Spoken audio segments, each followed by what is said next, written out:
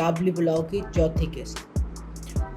उफ, क्या कहूँ, green entertainment, writer, director, actors सबको सलाम है।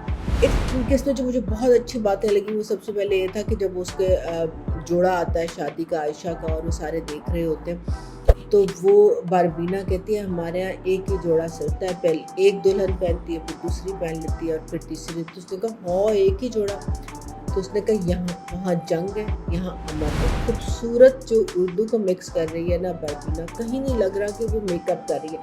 अगेन ये वो बात है कैरेक्टर को सही डेवलप करने की, अदाकार की सही चॉइस करने की, क्योंकि वो नेटिव पश्तो स्पीकिंग है।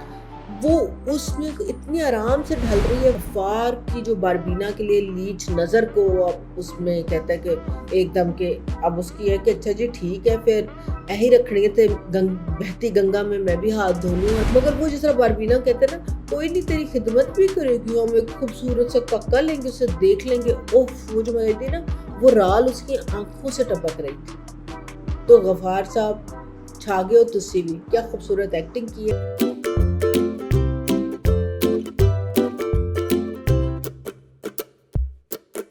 अस्सलाम वालेकुम व्यूअर्स, काबली पुलाव की चौथी किस्त। उफ, क्या कहूँ, green entertainment, writer, director, actors सबको सलाम है।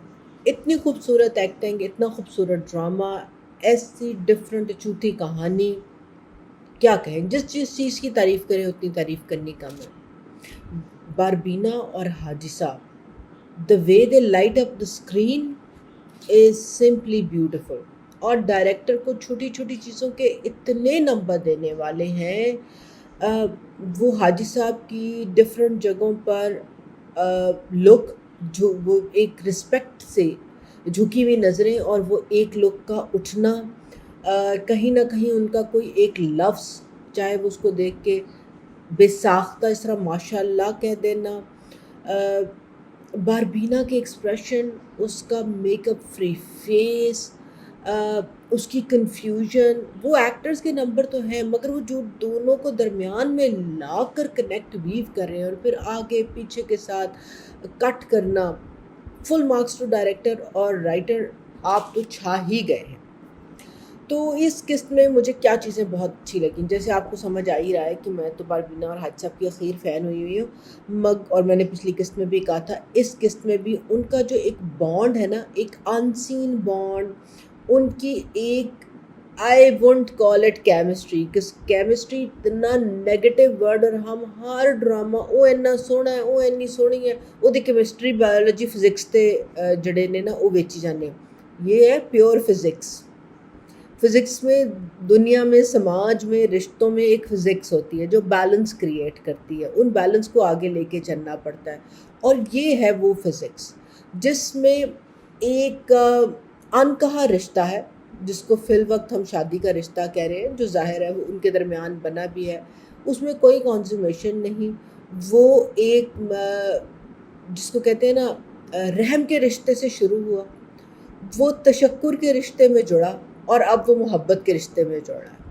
उसके दरमियान में उसके धागे जो हैं वो एतबार के हैं, वो दोस्ती के हैं, वो केयर के हैं, वो एक प्यार के हैं जो क्लासिक लव नहीं है। दो इंसानों के दरमियान में प्यार है, दो एक इंसानों के लिए इंसानियत की इज़्ज़त और प्यार है। मेरे ख्याल में इतनी खूबसूरत वीविंग पहले कभी नहीं हुई। तो इस किस्त में जो मुझे बहुत अच्छी बातें लगी वो सबसे पहले ये था कि जब उसके जोड़ा आता है शादी का, आयशा का, और वो सारे देख रहे होते हैं तो वो बारबीना कहती है हमारे यहाँ एक ही जोड़ा चलता है, पहले एक दुल्हन पहनती है, फिर दूसरी पहन लेती है और फिर तीसरी। तो उसने कहा हाँ एक ही जोड़ा। तो उसने कहा यहाँ वहाँ जंग है, यहाँ अमन है।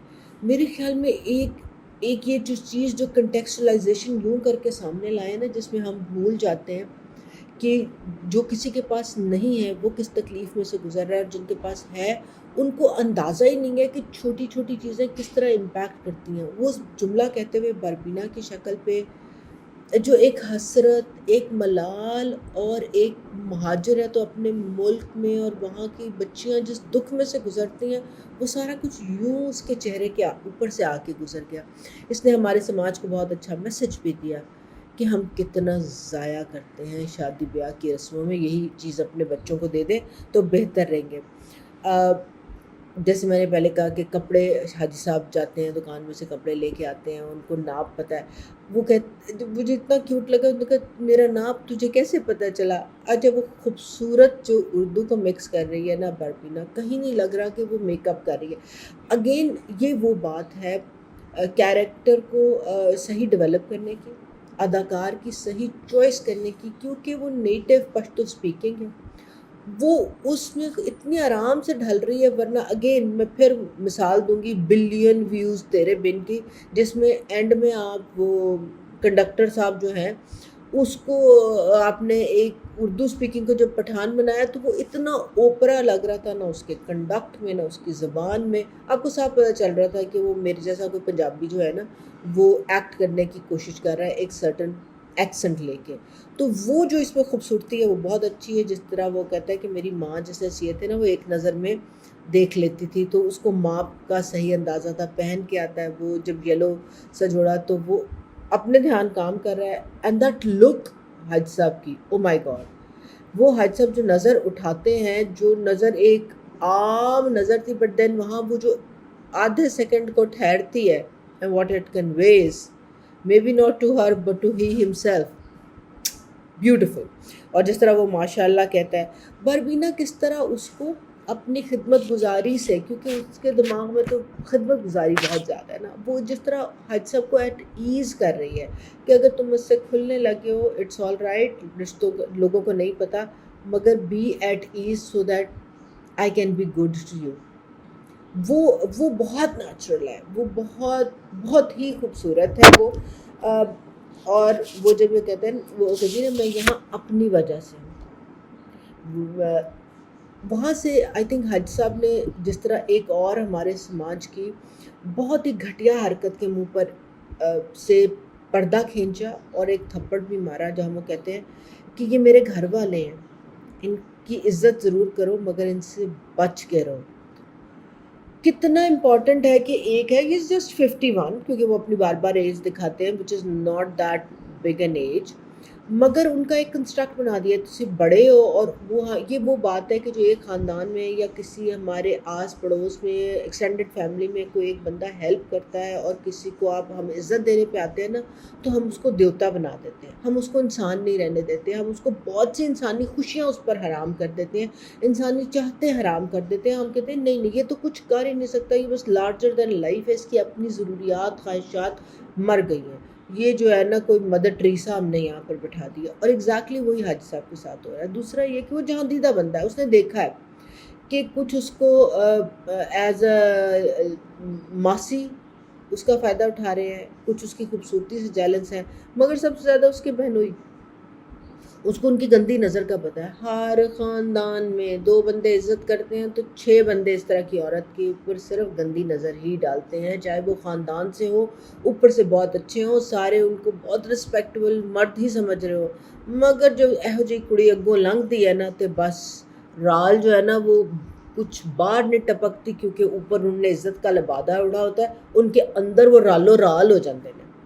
اس میں غفار وہ رالو رال دکھا رہا ہے. اگین غفار کے کیریکٹر کو بھی بیوٹیفلی، جس طرح اس کو لچر کیریکٹر دکھایا ہے اور لمبا چھوڑو دکھایا ہے، اور وہ جس طرح اپنے پٹھے پیری مڑ جاتا ہے، بہت زبردست.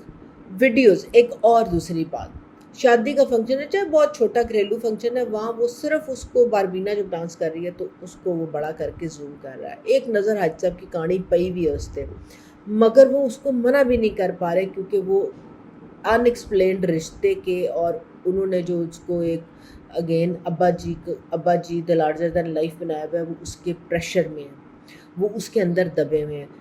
یہ بھی ہمارے آج کل ہماری شادیاں چھوٹی ہوں بڑی ہوں بڑھتی چلی جا رہی ہیں، ہر فنکشن پہ کوئی نہ کوئی بندہ آپ کی ویڈیو بنا رہا ہوتا ہے. یہ ڈیٹا پریویسی کے اصول کے بھی خلاف ہے. آپ کنسنٹ کے بغیر کسی بھی مرد یا عورت کی ویڈیو نہیں بنا سکتے.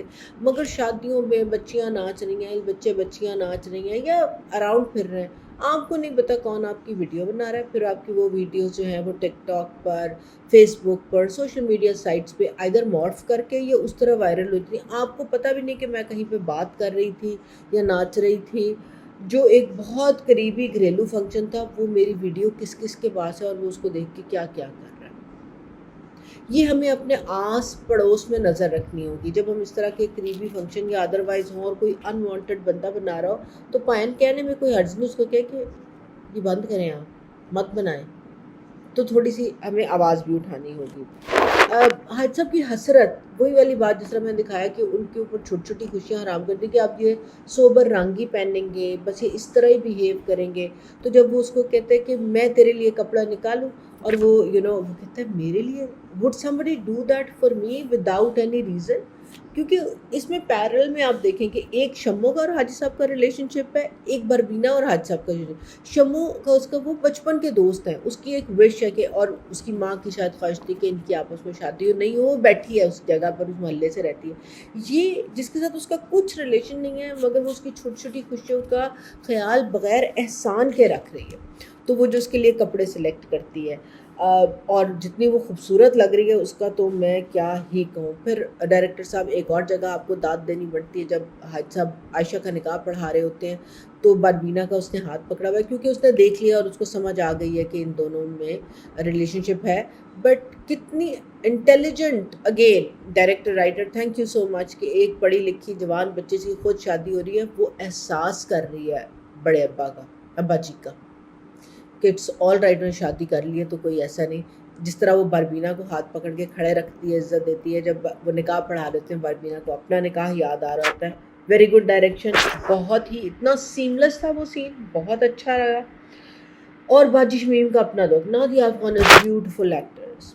جو اس طرح وہ ایک محلے کی ہے، ایک پرانی ہے، اس کی حاج صاحب کی ماں کے ساتھ ریلیشن شپ ہے، وہ وہاں جاتی ہے، وہ سارا کچھ بغیر نکاح کے بندھن میں بندھے، کیونکہ اپنی طرف سے وہ مان کے پورا اس نے زندگی گزار دی ہے، وہاں پہ بیٹھی ہے.